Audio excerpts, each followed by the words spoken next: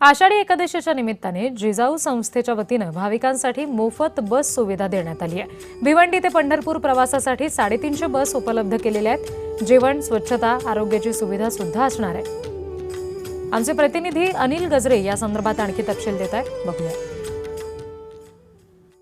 आषाढी एकादशी निमित्त पंढरपूरला जिजाऊ सामाजिक संस्थेच्या मार्फत भिवंडीतून 50 बस असून 2,500हून अधिक भाविकांना, गोर गरीब भाविकांना दर्शनासाठी मोनिकाताई घेऊन चालले। आपल्यासोबत मोनिकाताई आपण जाणून घेणार कशा पद्धतीने नियोजन आहे ते।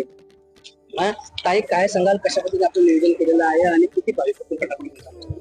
आम्ही सालाबाद प्रमाणे यावर्षी जिजाऊ शैक्षणिक सामाजिक संस्थेने माननीय सांबळे साहेबांनी स्वखर्चाने पंढरपूरची वारी घडवलेली आहे।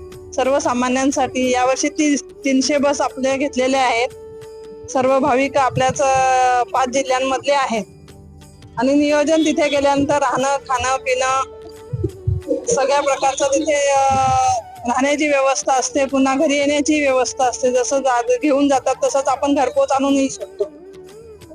मग काय सांगाल, कशा पद्धतीने नियोजन असतं आणि या उपक्रमात तुम्ही काय सांगाल, काय शुभेच्छा द्याल? सांबरे साहेबांचं सुरुवातीला मी धन्यवाद मानते का सर्वसामान्य माणसाला पंढरपूरला जाता येते की नाही येत, पण सांबरे साहेबांच्या आशीर्वादाने एक देवरूपच आहे, ते पांडुरंगच आहे।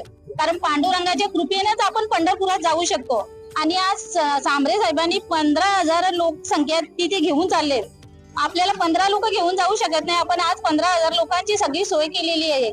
आणि असे सांबरे साहेब म्हणजे आमच्यासाठी ते देवच आहेत। नक्कीच आमच्यासाठी देव आहेत। भिवंडी तालुक्यातून टोटल 2,500 तरी जात असतील, तर महाराष्ट्रातून 15,000 भाविक हे पंढरपूरला जाताना दिसत आहेत। भिवंडीहून अनिल गजरे, जय महाराष्ट्र न्यूज।